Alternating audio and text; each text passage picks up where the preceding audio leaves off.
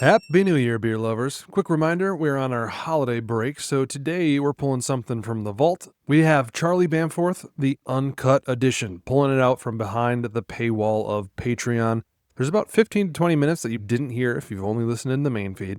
So as a friendly reminder, you can listen to all of the episodes over on Patreon, uncut in one full long episode just like this one. And you can get access to episodes a week ahead of time, exclusive beers, and access to the live stream that we are doing next Monday at 7 p.m. Central Time. Gary, Bobby, and Allison will be recapping 2025, looking forward to 2026, and doing a taste test of off-the-shelf beer blind. It's going to be great. We hope to make fun of them. Anyways, enjoy Charlie's wonderful voice as he tells you about beer.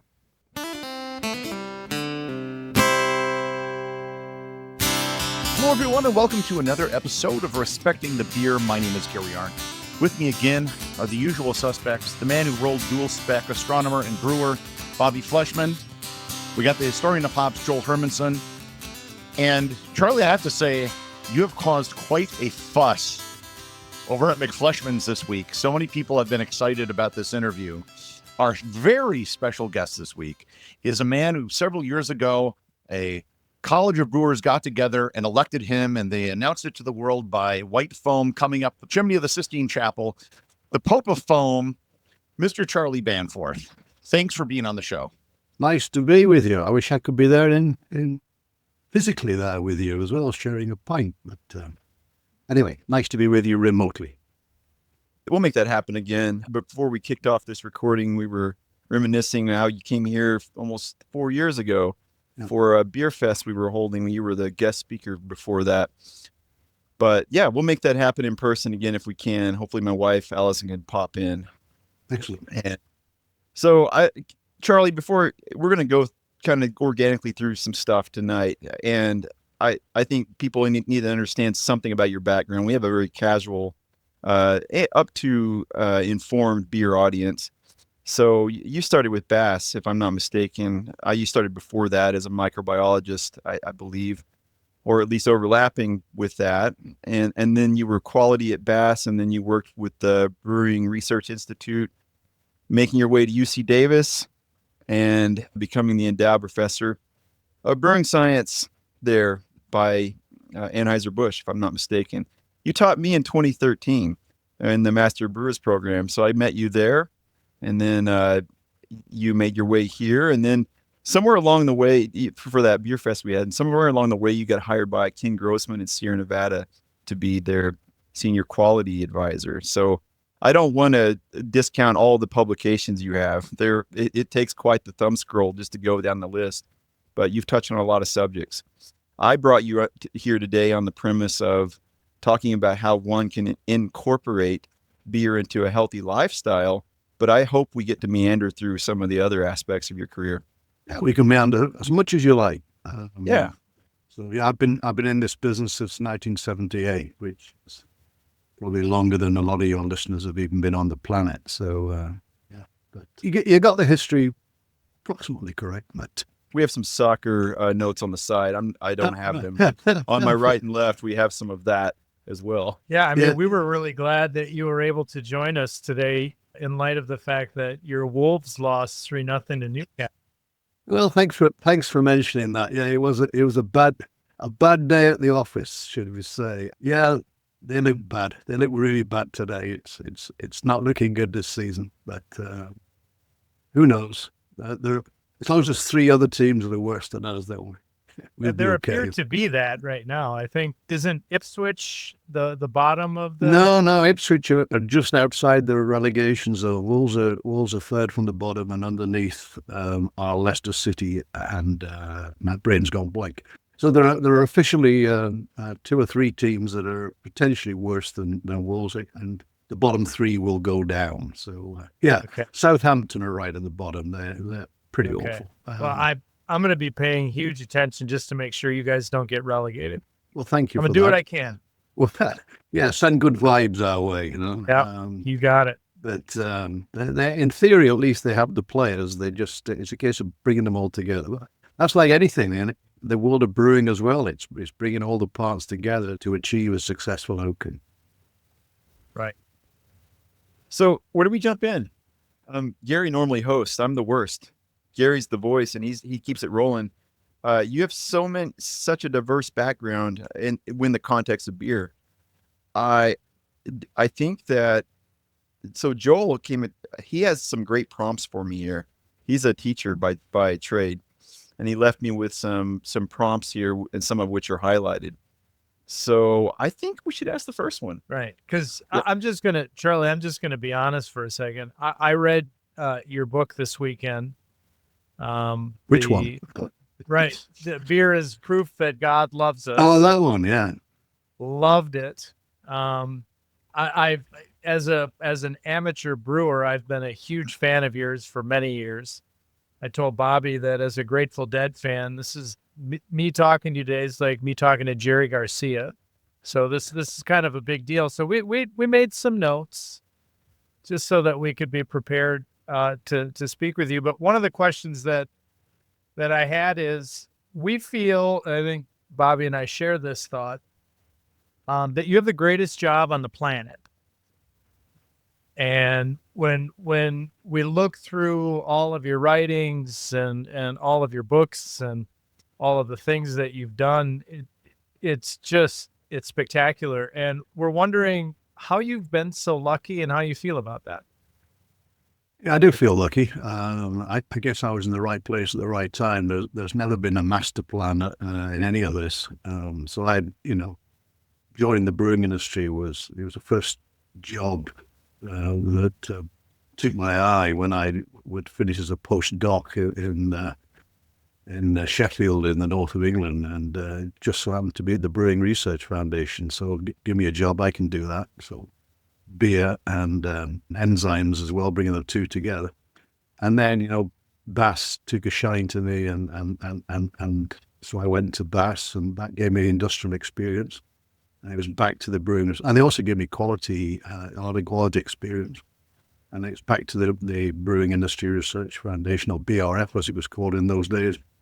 And then I was also, my very close friend is a guy called Graham Stewart, and he gave me the opportunity to be a visiting professor in Heriot-Watt in Edinburgh. And so when they wanted a brewing professor at UC Davis, they wanted somebody who'd been in the industry and actually had practical brewing experience. They wanted somebody who had a research record in brewing and somebody who'd been in academia. So I was pretty much the only guy on the planet who checked all the boxes. So I came to Davis in 1999, and 20 years later retired. And Ken Grossman said, "Hey, come up to Chico. I'll buy you lunch. I'll give you lunch." So I went up and I said, "What can I do for you, Ken?" He said, "Well, you're retiring." I said, "Yeah." He said, "No, you're not." He said, we'd like you to spend time with us, advising us on matters to do with quality." And he said, you'll have a simple brief. That is, tell me what I need to hear, not what I want to hear. So we have that relationship. And, I would not have done it for anybody else. I would have retired right off the bat. But Ken is a special guy. And I can back that up. Having gone through the Master Brewers program with Charlie, his accolades, his praise for Ken Grossman, it's true. It rings true. Yeah, he's the most impressive guy I ever met in all my 40 whatever number of years in the brewing industry, 47 years in the brewing industry. He's easily the most impressive person I've ever met. And so it's a real honor to be associated with Sierra Nevada these days. I'm not sure, Bobby, whether you were the year in the extension class when they had the bingo cards. Were you the bingo card year? I don't recall that. No. Yeah, I was lecturing one morning. I'd been talking for about 20 minutes, and this guy put his hand up. Never mind. Yes, I was. I said, "You got a question?" He said, "Yeah." I said, "No." He said, "No, I'm not going to question it." He said, "Bingo," and he got a line. And everybody in the class had a bingo card, and there was something I said in every line. And I'd been talking for about 20 minutes, and this guy had drawn a line through 4 of my statements, and I'm sure one of them was Ken Grossman. I'm sure it would have been, because I think you used the word Mecca and Ken Grossman and Sierra Nevada all in the same paragraph, for sure. Yeah. So anyway, it's an honor to be part of it. So back to your question, it's I'm very blessed. To be working on it in a field that I enjoy very much. Topic that, of course, so many people enjoy and relish in all sorts of ways. And get the opportunity to speak about it, like today, and to talk and to write about it, and so on. It keeps me going, and long may it continue. I think your success, I'm going to put words in your mouth. I think because you say yes so much, you seem to be out there in a good way. You seem to be promoting the science of beer, the quality of beer, and just the beer industry overall. Well, it's so important. I do, and it's so important. And it's not easy, because if you're on the inside and you're trying to spread the gospel about beer as a wholesome component of life, there are people out there that are out to get you in a way, and they're not prepared to listen sometimes. But luckily, those people who do respect beer and those people who are interested in beer, they do realize just how important it is to spread those positive messages about what is, for thousands and thousands of years been an important part of the civilized society. So, I relish the opportunity. Some years ago, my wife made me put at a poster by my office, in the office by my desk, which said no. And when people phoned me up and said, "Hey, come and give us a talk," I was supposed to look at this and say no, but I don't think I ever did it. So I think I left that notice there for my success. I'm not sure whether he says no or not. I very seldom did. I think we'll have time to come back to this later, but that was chapter 7 in your book. And I actually teach world history. Right. And I found a lot of intersections between your historical analysis of all of the forces that have acted against beer through the years, ranging from religious to social to economic forces. That really resonated with me. I thought that was excellent. Yeah, I'm not sure who it was, so it's not that I'm paranoid, but it doesn't mean they're not out to get me, and it's very easy if you're not careful to realize or to believe that there are too many negative forces out there. And, in moderation, beer is a real force for good, in my opinion. One of the things I used to teach the students, I hope, and talk about very much, was respecting the product. And I used to say, there's no place, and this is to the students at UC Davis, 40,000 students, there's no place for beer pong, beer is not something you, as part of an inherent feature of a sport or a game. You don't throw ping pong balls at it. You savor it, you enjoy it, you respect it, and you have it. I feel like we should. You have it as a wholesome part. But you have as a wholesome part of a lifestyle, but don't, it's things like, some of the things that people do. Perhaps it's no wonder that people have a down on beer and other forms of alcohol. But as long as beer is treated with respect and enjoyed and cherished for what it is, then long may it be allowed to thrive. I recall you talking at some point during one of the lectures about the paradox of how the French drink so much wine, and yet they seem to be so healthy, and they eat so much cheese and so on and so on and so on. And you said that there's correlation, and can you expand? Can you remember that? I can certainly remember it, and it's one of those things at the moment, as you probably are aware, and I'm sure you are aware. There's a bunch of reports been coming out and floating around recently that basically say there's no safe level of consuming alcohol. Well, Absolutely. That's nonsense. It's absolute nonsense, and it's coming at it from the totally wrong angle. But the point you were raising there was all to do with the so-called French paradox, and it all kicked off a number of years ago on a television program called 60 Minutes, and they were talking about this French paradox that. There's the French. You remember I'm English, so I'm inherently they're rude about the French are rude about the English and vice versa. So, And what I probably said on that day, Bobby, is, the French live badly. They eat all this rubbish and all this cheese and so on, but their arteries should be caked solid with bad cholesterol. And on 60 Minutes, he said that it's because they drink red wine. And red wine cuts down the risk of atherosclerosis, blocking of the arteries. And basically, they push something called resveratrol, which is in the grape skins. And because when you make red wine, there's more contact with the grape skins than with white wine, you get more resveratrol, and therefore red wine is healthier than white wine. Yeah, well, they don't say is, to get enough resveratrol, you've got to drink over 100 bottles of red wine every day. And it's not the resveratrol, it's the alcohol. And there have been countless studies, whether it's wine, beer, any alcoholic beverage in moderation will cut down the risk of atherosclerosis.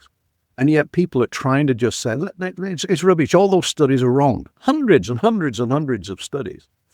And they're just trying to sort of gainsay and say, no, it's just an old wives' tale, I think, was one of the terms used by the former chief medical officer for England. An old wives' tale. Well, they're just selecting the research they want to select.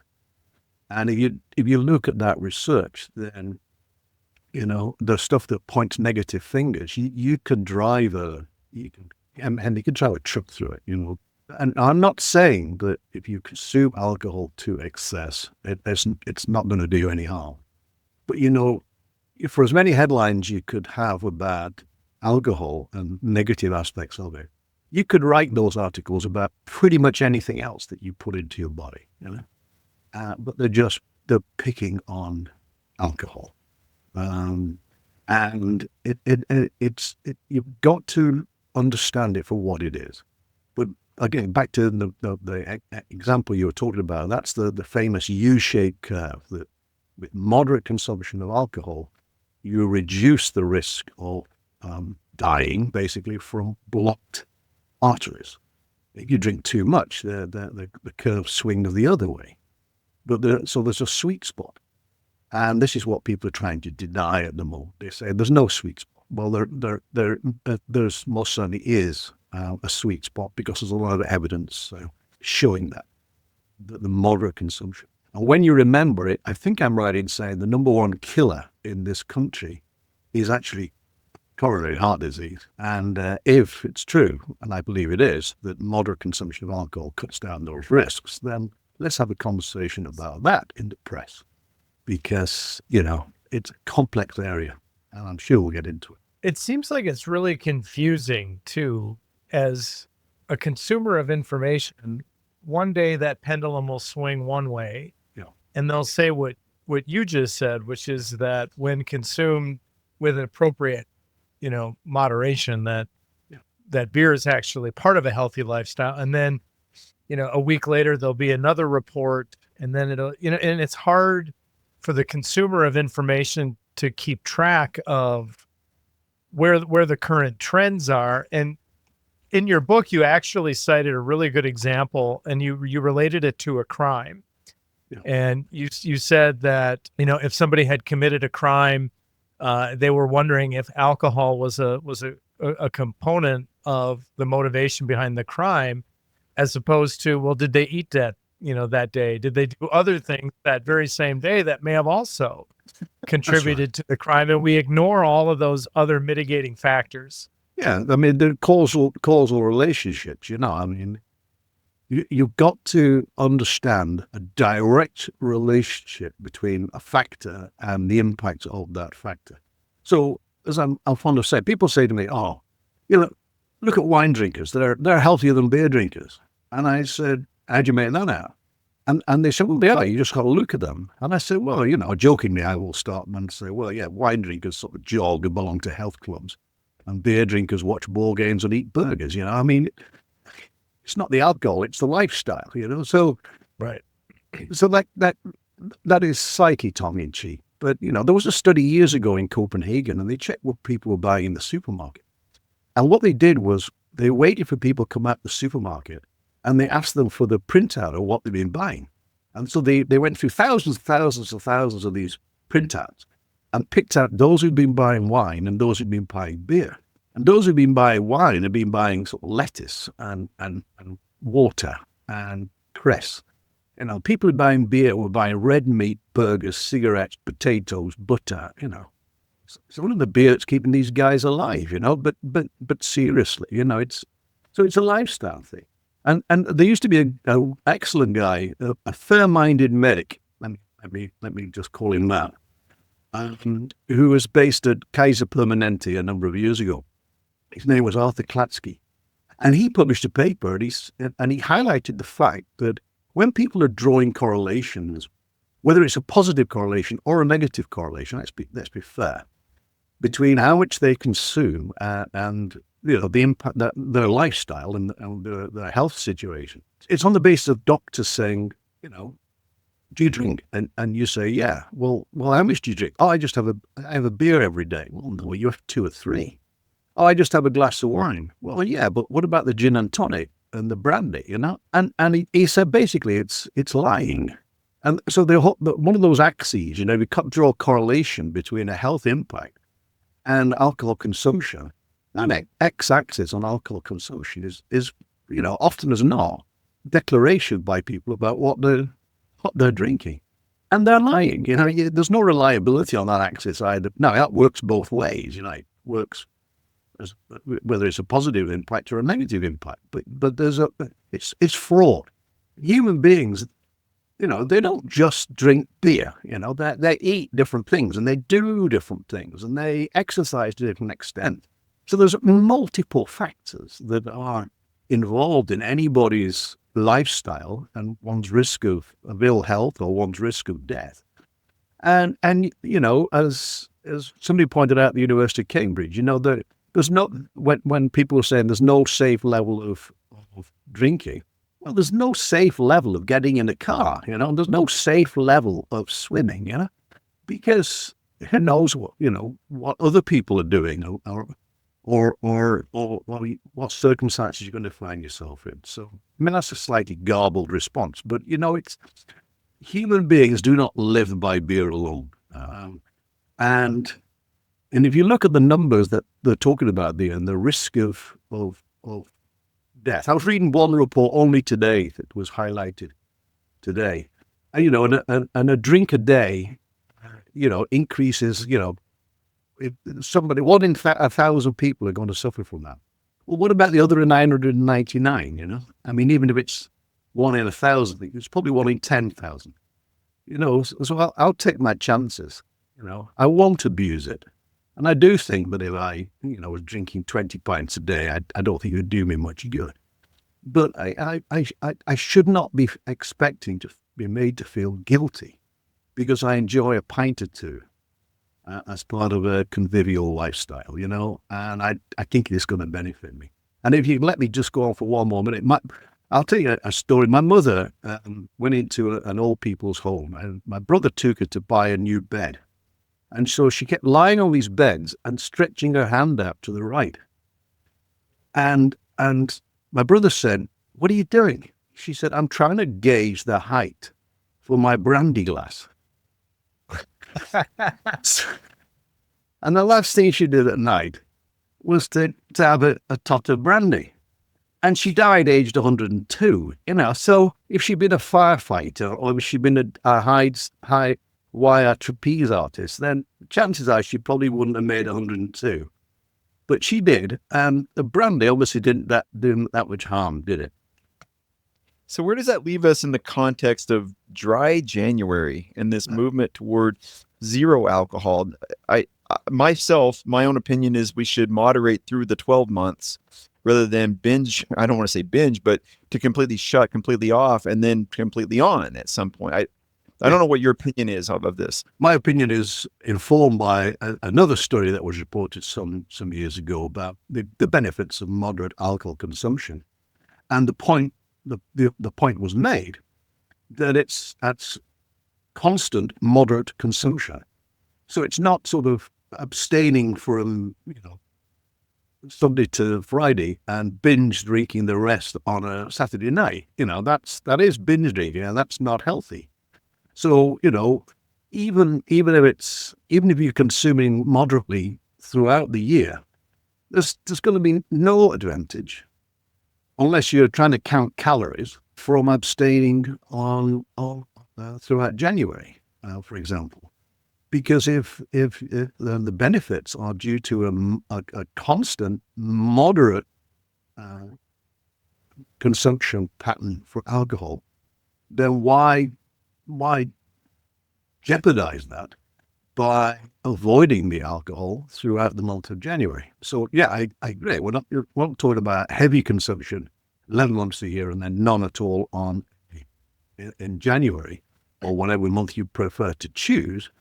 But I think that it probably stems from the fact that people sort of eat richly and dine well over the Christmas holiday period, and then it's part of a sort of overall detox.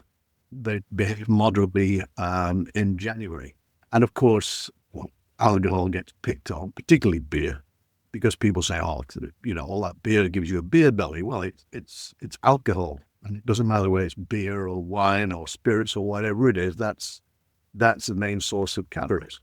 If it's simply a case of watching your calorie intake, personally, I would choose the benefits from moderate consumption of alcohol, and I'd cut down some other source of calories from my diet in January. I might even have a bacon-free January, but I won't. Do you feel that the brewing industry has created their own problem when it comes to, let's say, zero alcohol January, or when it comes to looking back in time, seltzers and so on and so on? You've been involved in product development many times over. You understand how the marketing and so forth goes. Yeah, I'm going to be careful because all brewing companies are striving to continue to be successful, and if somebody is being very, very successful with a certain type of product, and it's very hard not to also go into that space. So it's a very difficult area. Speaking strictly personally, I believe brewers should brew beer. And when I think beer, I'm thinking malt, hops, yeast, and water. Now, long-standing adjuncts. I have no difficulty with the rice, corn, candy sugar, invert sugar. I have no difficulty with those things, but I do have difficulty with bizarre ingredients, and I do have difficulty with trying to, if you're not careful, squeeze out the tried and trusted beers with alcoholic liquids that have got a different provenance. Okay. So, if it's the alternatives and the flavored alcoholic beverages, they can only eat into the beer volume. I'm protective of the beer volume. I think people should be drinking beer. I'm not a huge fan of drinking adulterated beers with bizarre bits of animals, or I'm not so keen on, let's name, alcoholic teas and those sorts of things, because, there's only so much liquid that people can consume in moderation. How many times am I going to use that term? And if they're drinking an alcoholic seltzer, they're not drinking a beer. And I truly believe that the beer has stood the test of time. It's nutritious, it's interesting, and if you can't make an outstanding product range from, malt, hops, yeast, and water, then God help you.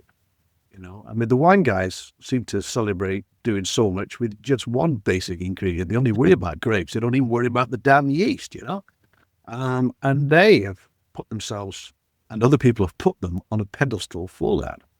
I think the world of the beer industry, I think they really do need to be celebrating what we have, I'm delighted, for example, that, the craft industry in the States has finally discovered something called lager, and that's just wonderful, go with it, there's plenty there to run with, So yeah, beer as a lot of people are suspicious, and they don't understand it. And I think the brewing industry has got a lot to do to celebrate this wonderful product.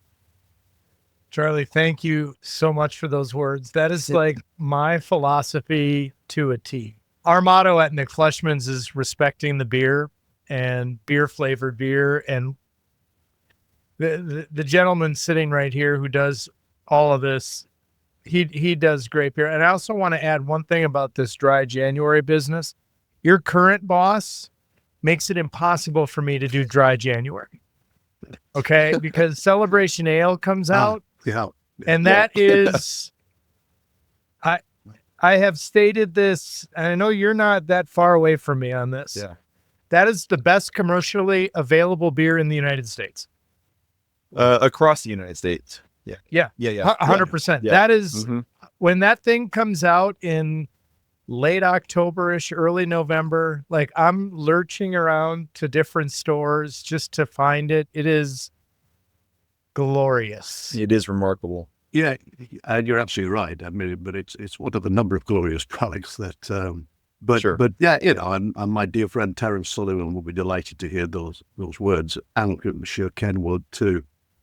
It's an amazing product, and it celebrates, as the name would indicate, all that's good about beer, and of course, with the wonderful fresh hops and so on. It's just it is, of course, a delight, and I've got one just down here in my refrigerator, and I'll be getting. I was about to say, Charlie, we're 32 minutes in. I know it's only maybe is it 4:00 there at this point, just after. It is, yeah.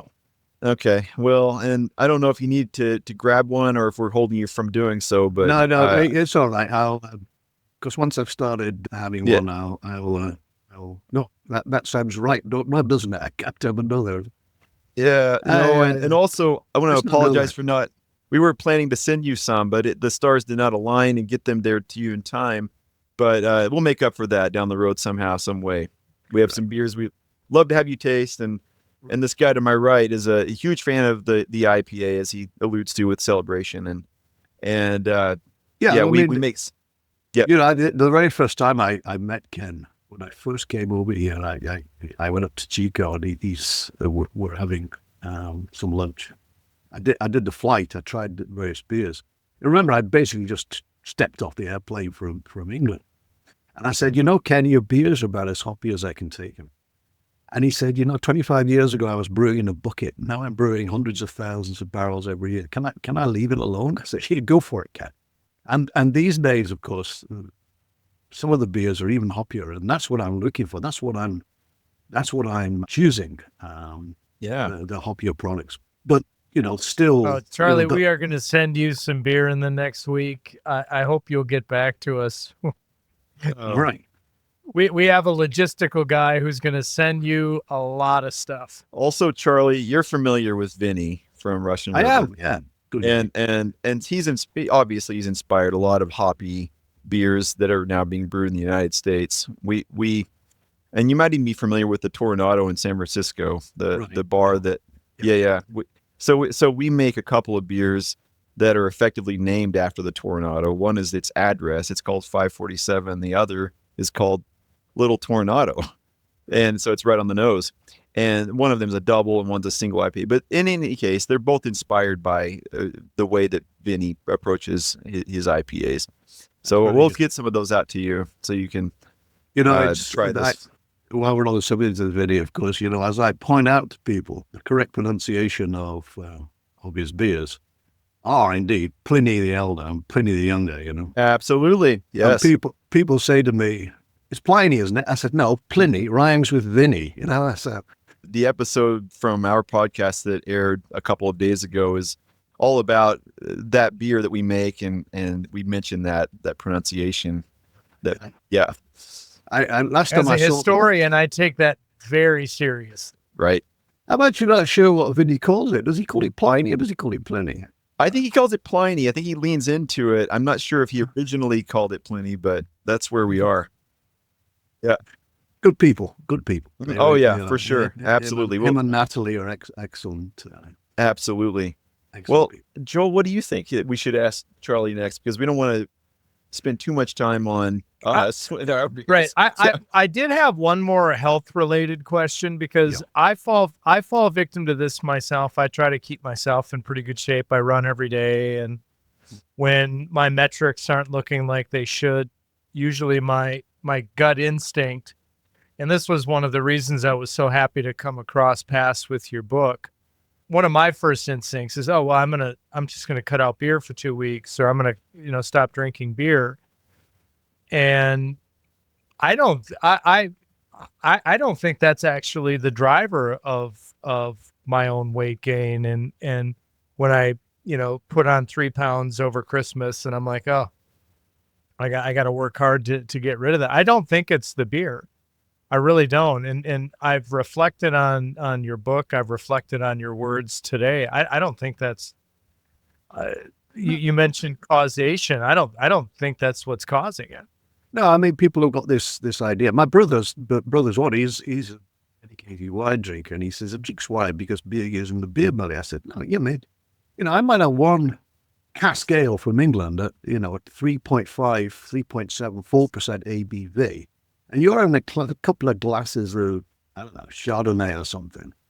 I mean, I'm the one who's easing back on the calories because it's the alcohol's the main source of calories, So it's a lifestyle thing, and as long as you add in the calories from the alcohol alongside you're counting all the other calories, then you choose what you want to have in your diet, what you want to have in your meal. If you want to accommodate some beer or some wine or a whiskey or something, then be checking out what's the total calorie count, and could you have one less slice of bread, or ease back on the mayo, or, so it truly is a case of counting those calories. And the main source of calories is alcohol.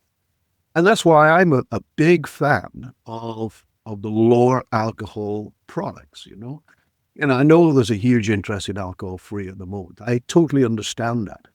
Personally, I'm much more interested in the sort of the 2-3% alcohol by volume range. Now, of course, the issue in this country is if it's, say, it's 3% ABV, it's exactly the same taxation duty as 10%.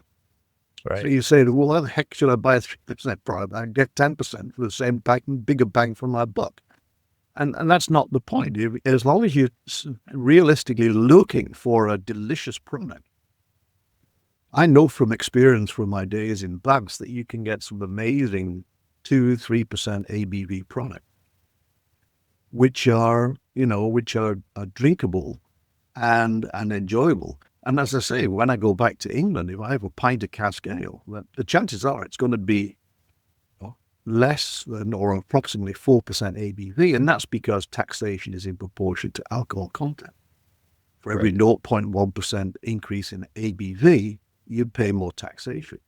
So, as an Englishman, I'm used to that lower alcohol range. And I think there's tremendous scope in this country if people are prepared to get the message that, hey, you can get some really good beers that are not quite so alcoholic. This would be the perfect moment for my wife to walk in. Allison would walk in. I don't see her, but I have to stand up for her in this context. Her favorite beers that we make are cask ale, and they're bitters, brown ales, and porters. I personally like our IPA the most, but all of which are in that 4% range. So not quite in the 3, but we're high 3s and low 4s.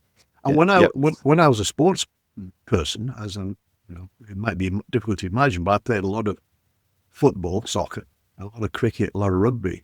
After the game, and if I was driving quite a distance to get home, then I would basically get the regular beer, which in the UK will be about 4%, and I'd mix it with the alcohol-free product to get my pint, but at 2% ABV, and sometimes I go off to give talks in this country with, not having said no, and I'd go in and they'd say, what you like to drink? And I look at the beer list, the lowest ABV was about 6%. And I'm thinking, it'd be really good to have something a little bit lower in ABV than that. So there's a big job to be done in this area, in this country.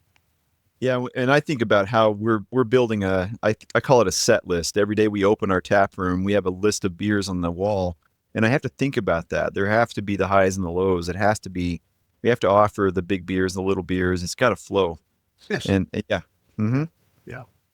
Well, I feel like let's that's a meander. good time to take a quick break and come back and continue. Or Let's take a few minutes off and regroup for a second. Charlie needs to go to the restroom or not. he needs to get a Yeah. celebration ale. Get a is what needs celebration to ale, happen. which Charlie has access to the freshest of the fresh. Right. All right. I'll give me 2 minutes. Beautiful. Very good, sir. I hear a glass. Or was that not? Yeah, I'm back. Okay, there we go. Born on.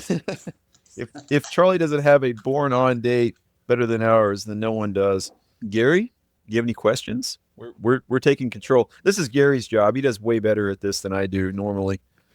I'm the professional podcaster, but he's the professional beer guy. That said, Gary has traveled the world. Maybe what's the most exotic location that Charlie Bamforth has had a beer in, or at least something he remembers that would like to recount? I remember once I was in Bangkok visiting the Singer brewers at the Brewing Company, and in those days the brewmaster was a guy called Peter Mittman from Germany, and so he showed me around and he said, "Yeah, so now we'll have a beer." Okay, so and put me, and it wasn't a regular sort of a smaller bottle; it was a big bottle of Singer.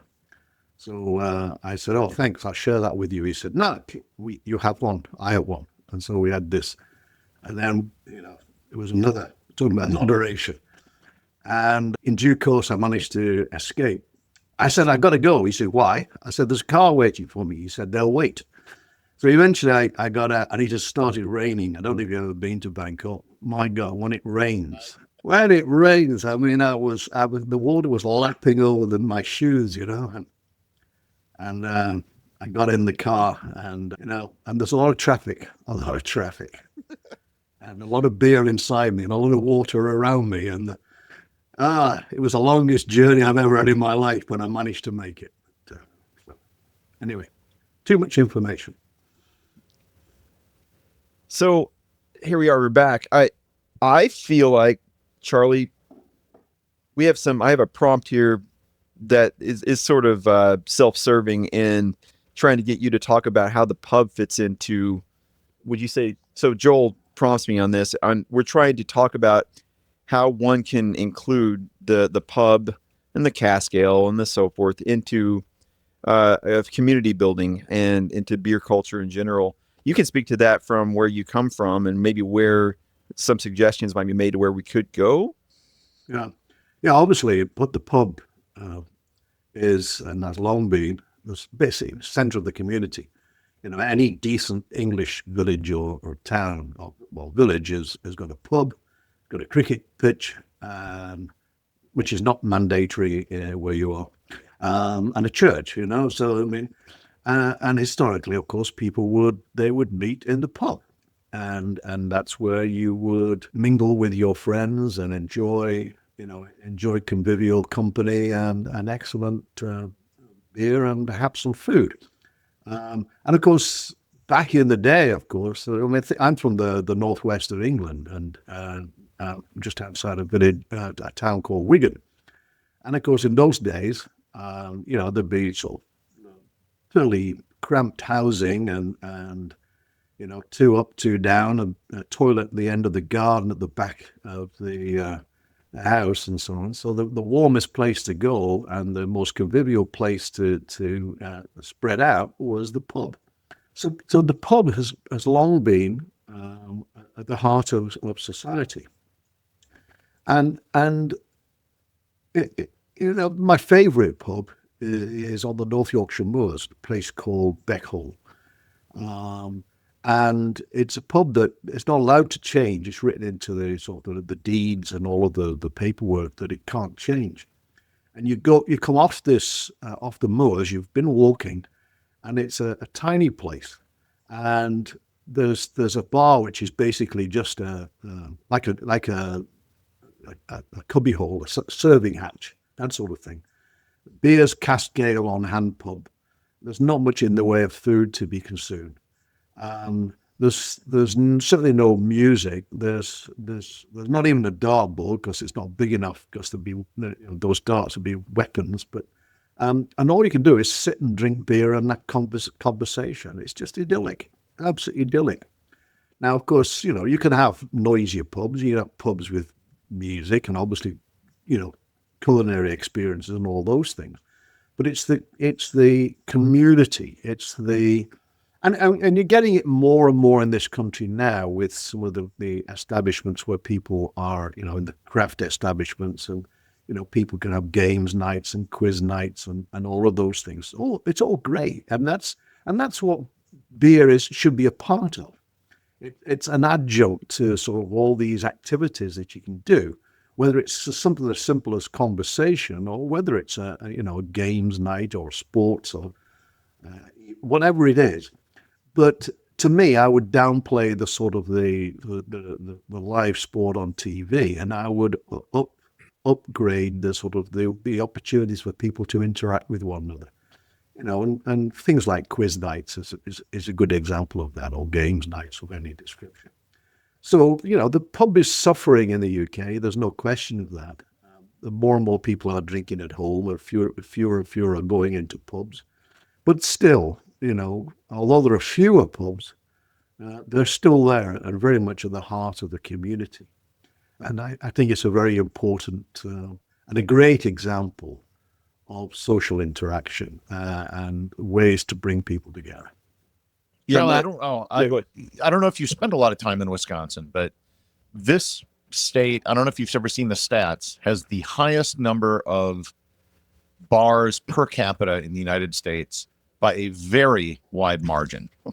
And in fact, the city we're in, I think if you looked at it on a county basis, we are this is ground zero. If you dropped an alcohol bomb on the United States, we would be obliterated. And growing up, we always had this, we called them taverns. Right. And a tavern was very much like a pub. Maybe they serve food as well, but you could bring the kids. Yep. And you don't see it as much anymore, but the place that Bobby and Allison have created here is that kind of place where parents bring their kids. They don't have to have anything alcoholic. They can have a soda. Right. They're playing board games. You don't see it a lot anymore. No, and it's very important. People say to me, or used to say when we first came over here, what do you miss? And I used to say, well, I miss the football, and I miss the Indian restaurants, but we miss the pub. And back in the day, my wife and I, we would perhaps go to the theatre or something and say, hey, let's drink and have a pint, in the pub. And some of the bars here and around, they weren't sort of family friendly. They were sort of solitary drinking experiences. People, leaning on the bar, and you walk in and they'd sort of look across to say, "Who are you?" And so there's bars and there's bars, and so I think what you've just described is perfect. I mean, that's exactly what a pub, what a tavern, what an inn should be. And as I say, I personally am more in favor of, it's probably my age, toning down the sort of the noisier elements of it, whether it's, endless television screens and music and so on, and pushing up any, activities that are going to allow people to interact, because I think the interaction is very much at the heart of the pub spirit. I may have told you this last time you were here 4 years ago. Oh, by the way, look at this. This guy is drinking a Celebration, and it's going to be the freshest. Can you hold that up again? There you have it.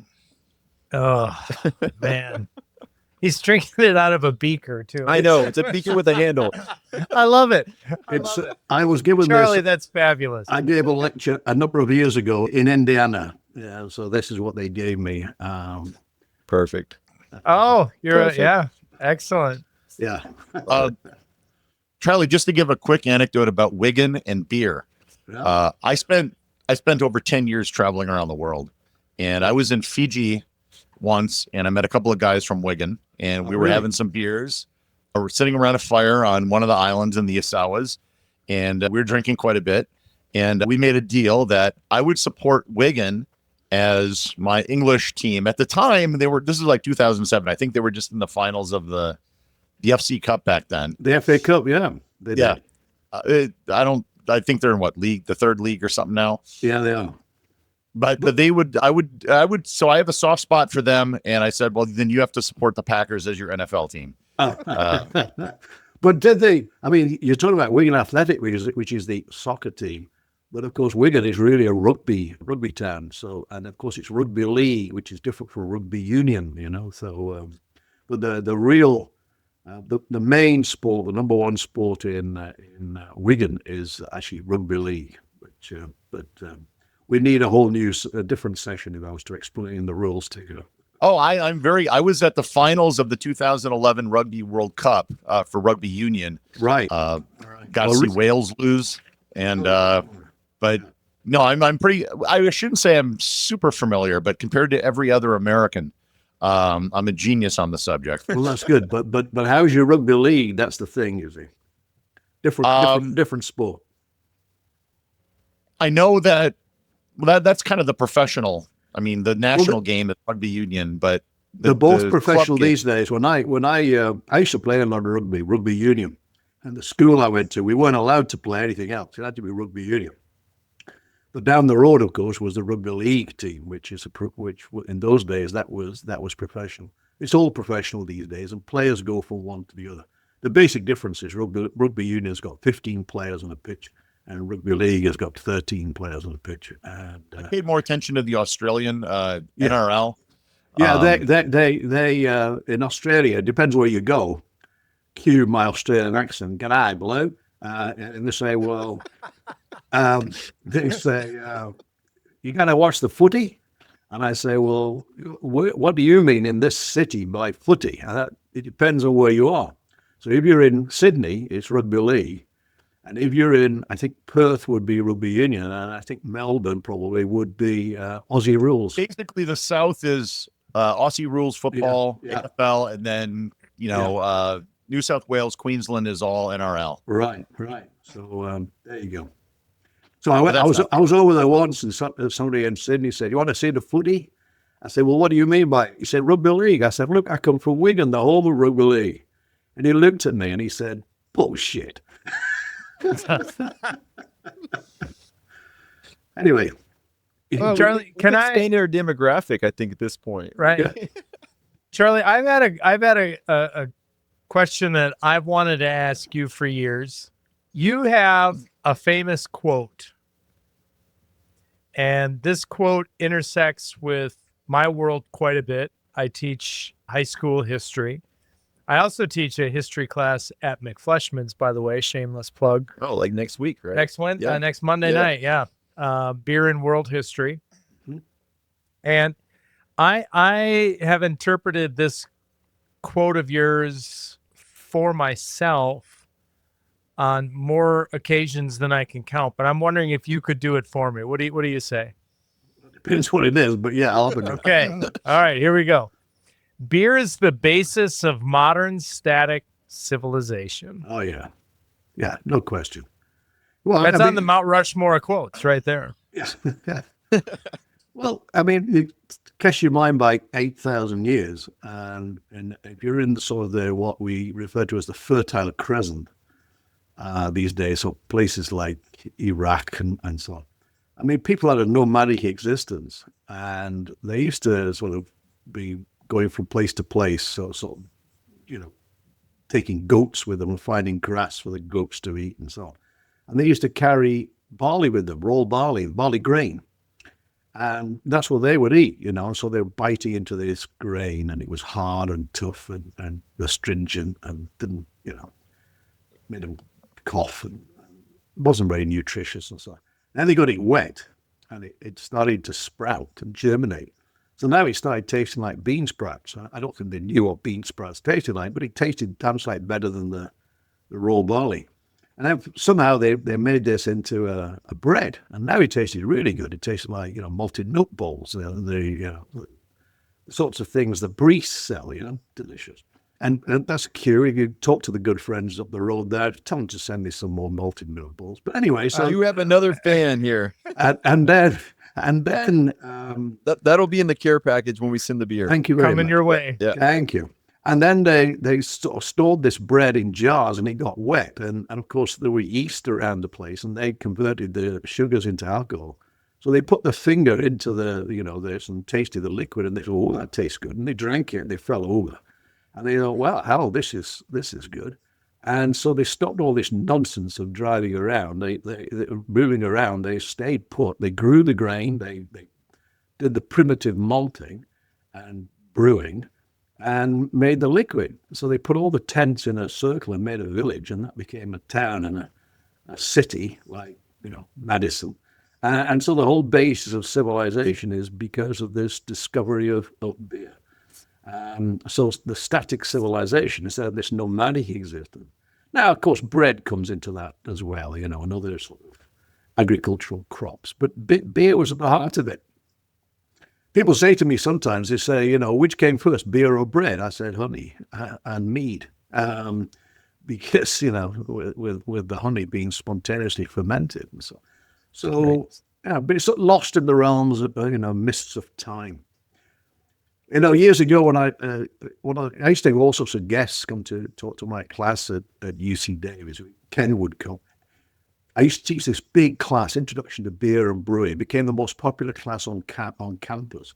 It pushed the class on sex into second place, and the class on nutrition into third place. So if you want to know what the students at UC Davis are interested in, it was beer, sex, and food in that order, which entirely is logical. Anyway, so Ken used to come 3 times a year to talk to that class, and people like Dan Gordon from Gordon Beers, he used to come as well.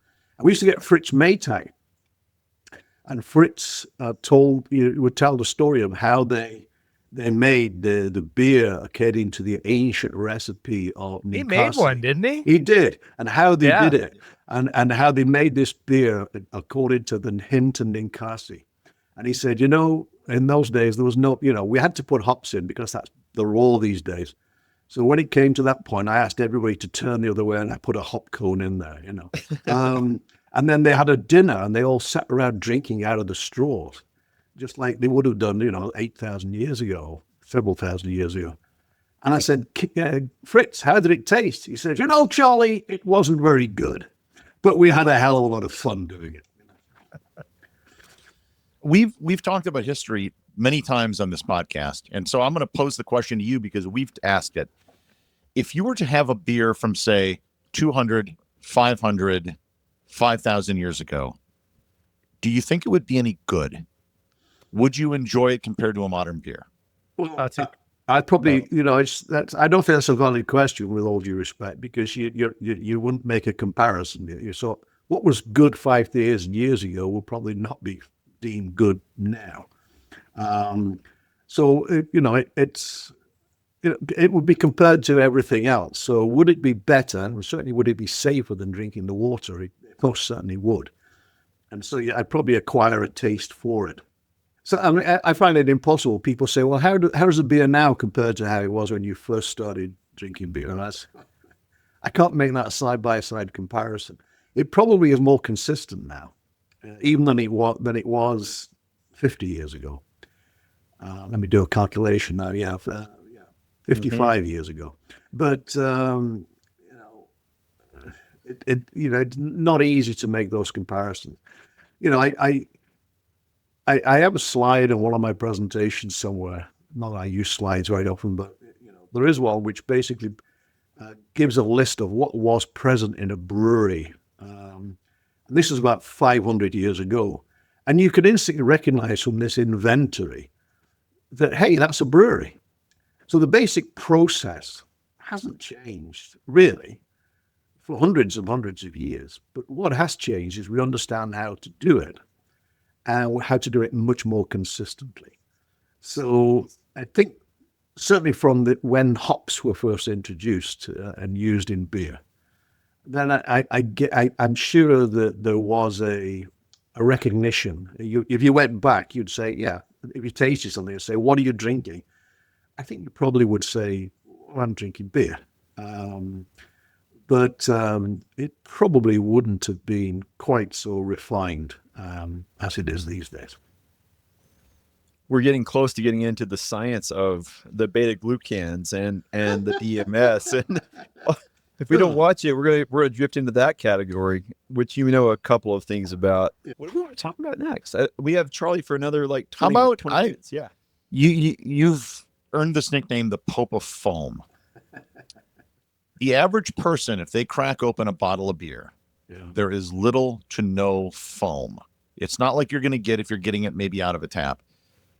Bobby recently installed a Lucre faucet, and they were so excited because of what they could do with foam. What is the importance of foam in beer? Because I think the average person probably doesn't care, or they don't think about it. Gary just opened the way for the next 25 plus We're going to be here minutes. till midnight. I love now. this. I'll keep this short. Okay. When I first came to Davis, I actually, while they were upgrading my lab, and I couldn't use the laboratory, I actually got one type of beer and some glasses. And I went off to the photographic studio with the photographer. His name was Sam Wu.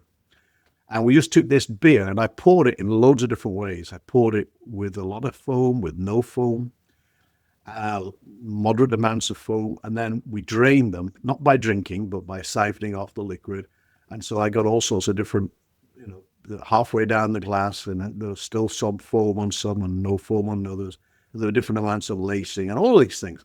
I took all these photographs and we showed them to people and said, which of these is the best? Ask some questions.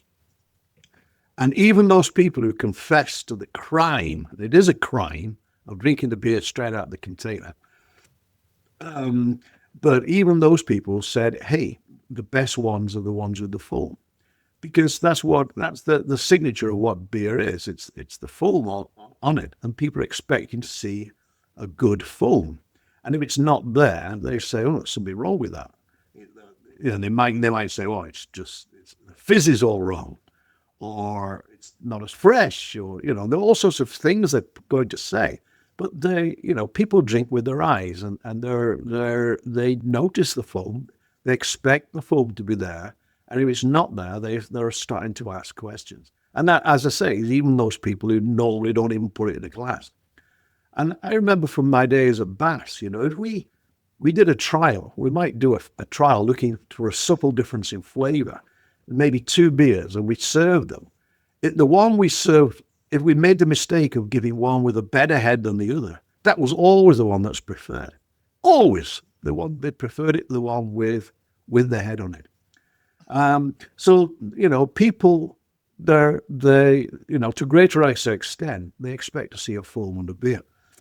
Years ago, I founded, get this, the European Brewery Convention Foam Group.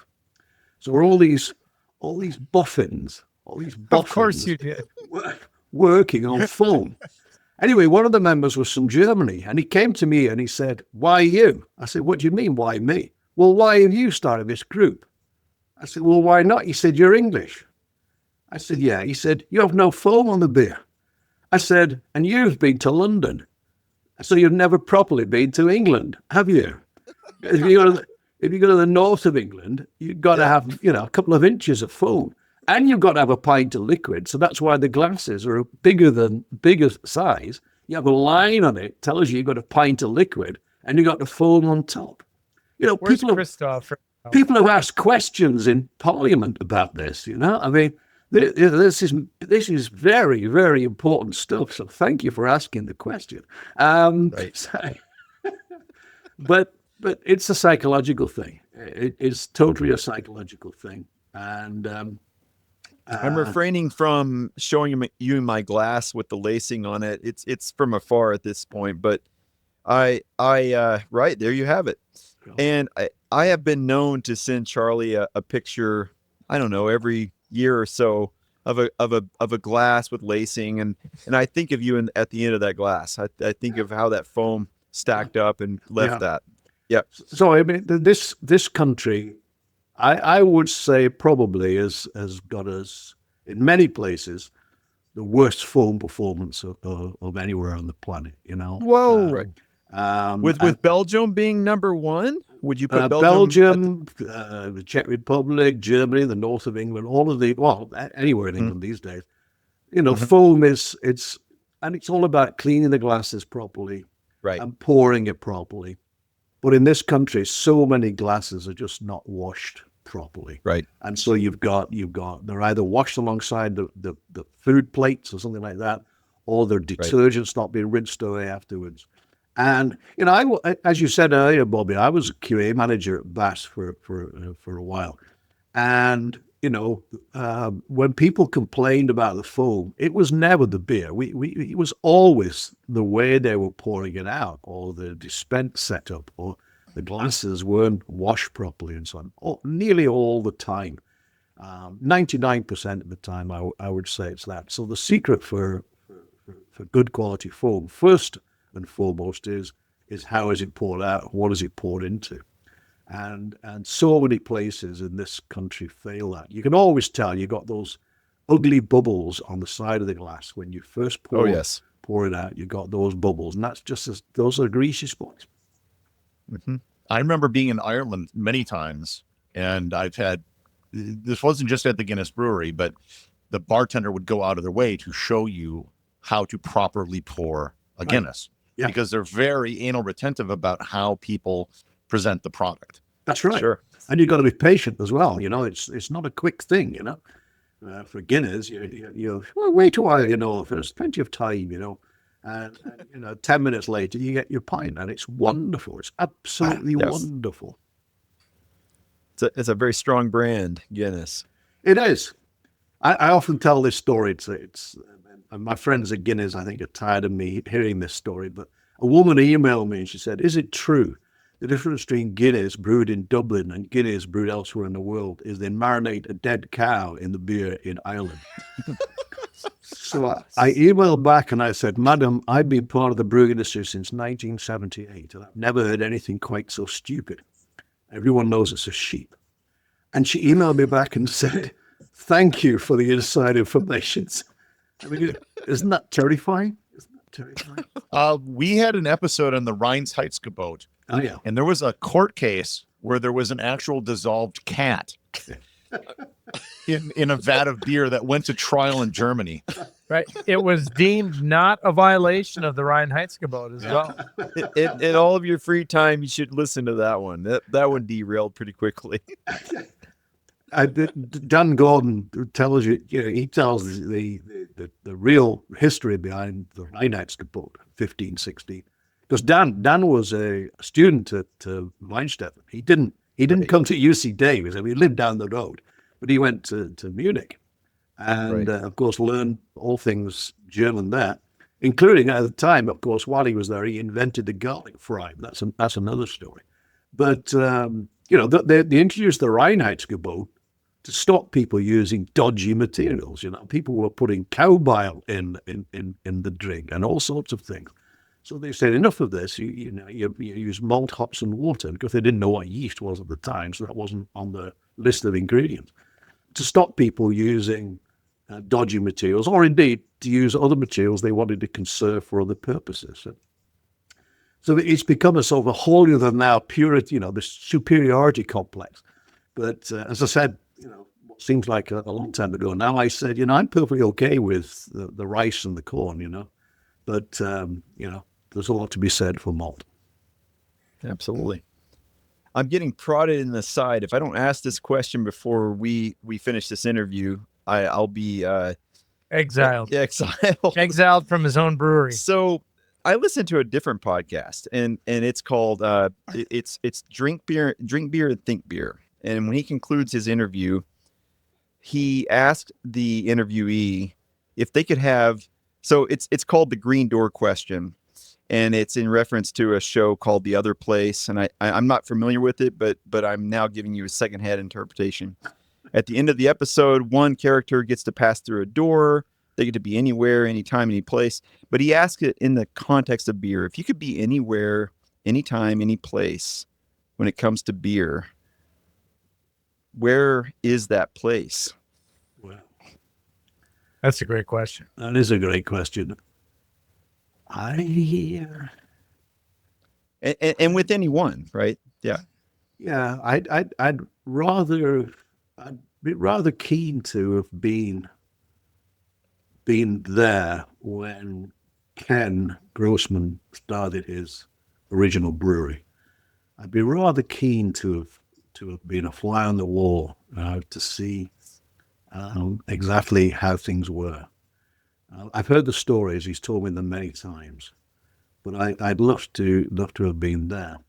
I'd also like to been, perhaps involved in somewhere like the Bass Brewing Company back in the day when the very first sort of big name scientists were plying their trade there. There was a guy, for example, called Cornelius O'Sullivan, and this was in the late 19th century.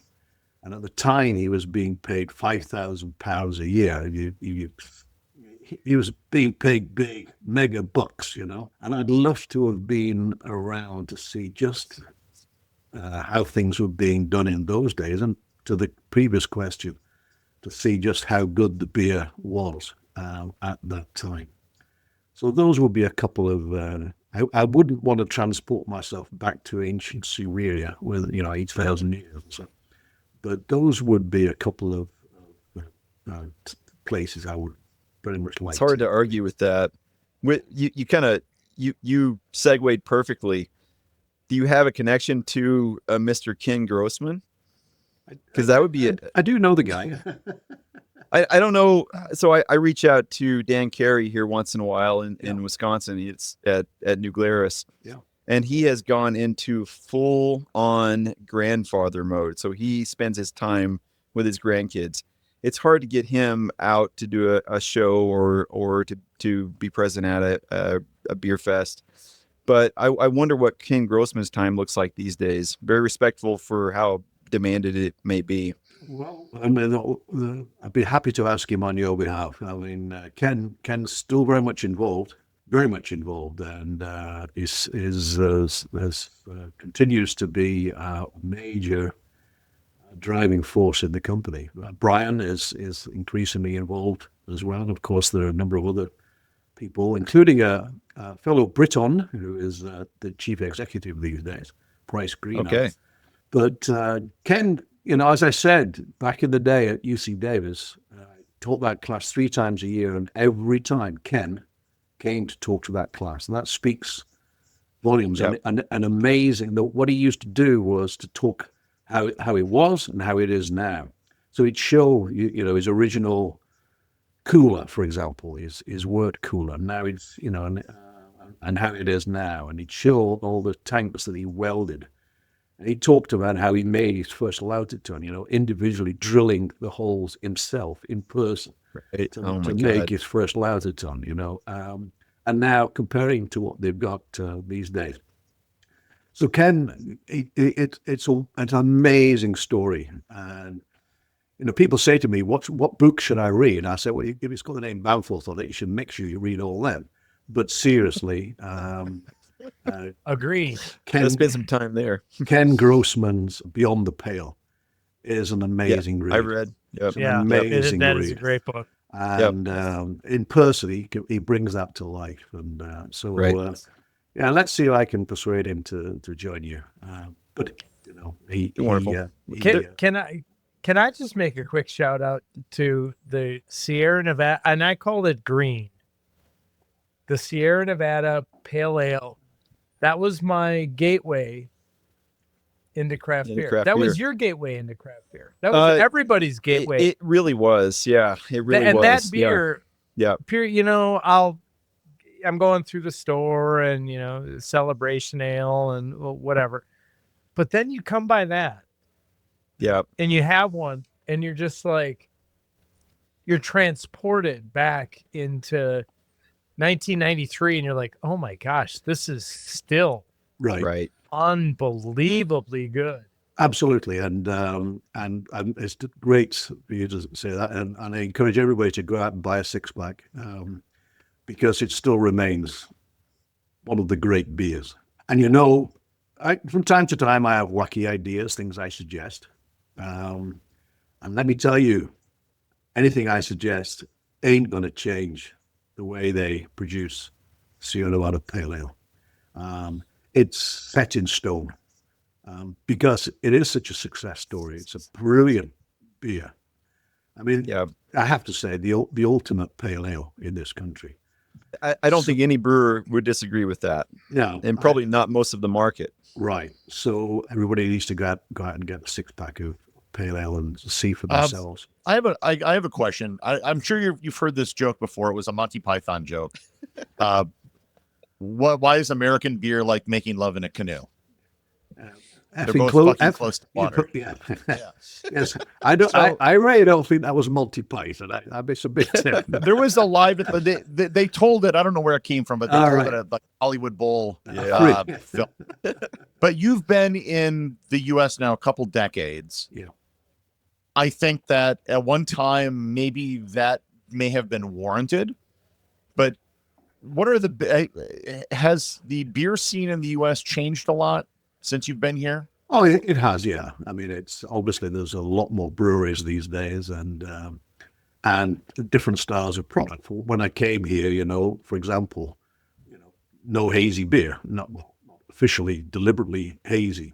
Thank goodness. My days of Bass, if I'd suggested, hey, let's make a hazy beer, I wouldn't have survived very long. So that's a big difference. And there are some excellent products around, including from the company I advise. Absolutely. Yeah.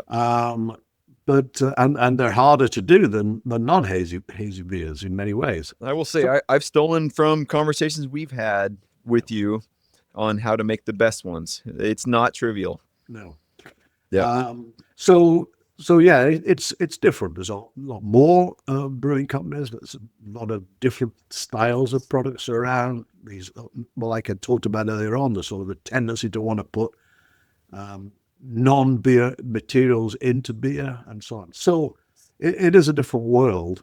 But I'm delighted, that we still see the sort of the pale ales of this world still alive and very much kicking. Charlie, can I close with one quick question before we have our formal ending? Yep. If you could put 4 people in this country on the Mount Rushmore of craft brewing, who's on that mountain? Well, Ken Grossman. 100%. First and foremost. I guess I would put Fritz Maytag on there as well.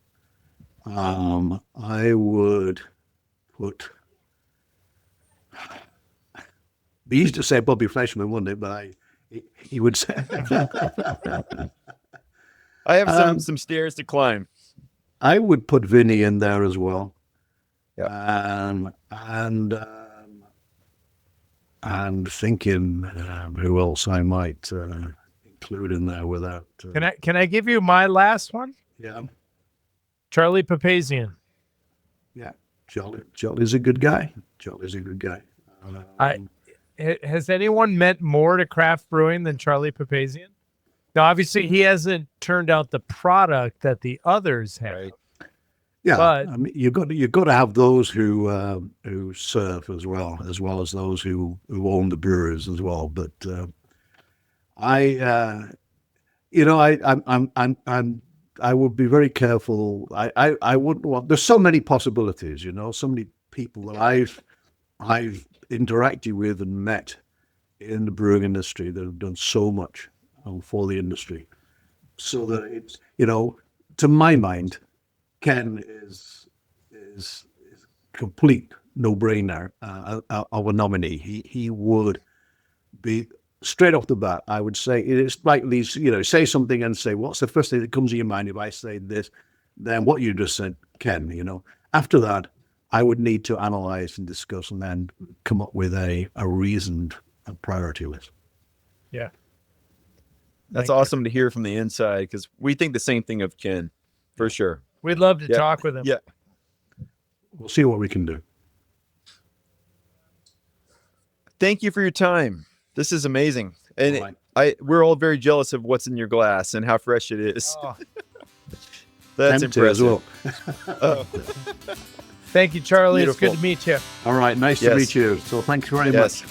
All right. Absolutely. All right. Cheers, Charlie. Yeah, bye-bye. Bye.